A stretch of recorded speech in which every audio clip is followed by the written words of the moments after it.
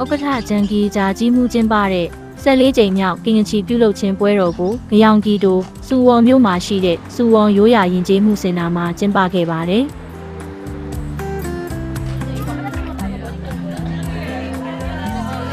ကင်ချီပြုလုပ်ရာမှာကျွမ်းကျင်ကြတဲ့စူဝမ်ဒေတာကအဖွဲ့ဝင်တွေစုယုံနေကြတဲ့အထဲမှာလိန်မော်ရောင်အဝိရှေပုံကိုဝတ်ဆင်ထားတဲ့နိုင်ငံသားအုပ်စုတစုကိုလည်းတွေ့ရပါတယ်။ I also have never made kimchi before. I'm also very excited because kimchi is mashisoyo. I feel that this organization, for them to be able to, so many members smiling, people gathering together to be able to make the food. I think whoever actually receives it, really they're not going to just receive the food itself, but especially the hearts and the love of all the people here.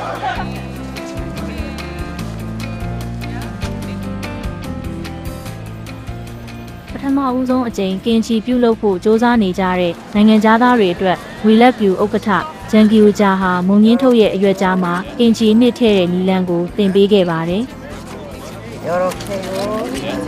Beautiful. So excited to try because I love kimchi. I love kimchi in soup and with my food, but I never learned how to make it before. But she showed me how to apply the sauce properly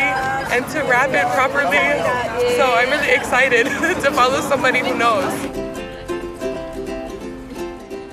အဝါရောင်မုံငင်းထုတ်အတွင်းပိုင်းမှာအပြည့်ထည့်ထားတဲ့အရသာရှိတဲ့ဟင်းခတ်အငွေးကြိုင်နှစ်တွေကျမတို့ရဲ့စားခြင်းစိတ်ကိုလှုံ့ဆော်ပေးတဲ့ကင်ချီရဲ့အရသာကဘယ်လိုဖြစ်မှာပါလဲ 정말 맛있어요.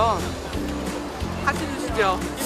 Kimchi ဒီ mashisoyo. ရဲ့စိတ်ရင်းနဲ့ချစ်ချင်းမြတ်တာတွေပါထည့်သွင်းထားတဲ့အစားအစာဟာကျမတို့ရဲ့စိတ်နှလုံးကိုပါပျော်ရွှင်စေပါတယ် 지금 이 김치 맛을 보시면 이 지구상 어디에 내놔도 대한민국 김치는 빠지지 않습니다. 최고입니다. I think it's amazing. It's so healthy for you. So I feel so honored to be with the chairwoman and be part of the We Love You Foundation in Korea. Kimchi, like we know it, that's superfood. So it feels wonderful that we're actually doing something for people that need it. And we're working here with wonderful people and putting so much love into this. So I hope they feel the love.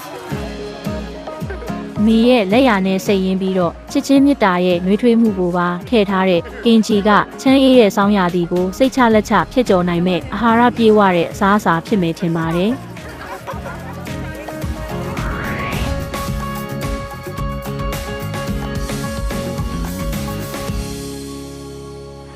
맛있게 담가진 김치 저소득층에게 골고루 혜택이 갈 수 있도록 그리고 따뜻한 겨울을 보낼 수 있도록 나눠드리도록 하겠습니다. 감사합니다.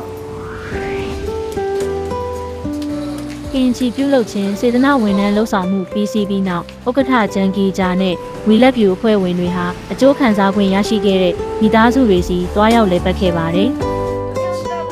အမေရဲ့စိတ်နှလုံးအဖြစ်ချိုးတဲ့တဲ့သူတွေကိုပြုစုစောင့်ရှောက်ပေးခဲ့တဲ့ဥက္ကဋ္ဌဂျန်ကီဂျာရဲ့တသမတ်သေးဖြစ်တဲ့ချစ်ချင်းမြတ်တာထဲမှာကျမတို့ရဲ့အိမ်နီးချင်းတွေဟာပြန်ပြီးတတိရှိလာပြီးတော့အသက်ရှင်ဖို့မျှော်လင့်ချက်ရှိလာခဲ့ကြပါတယ်။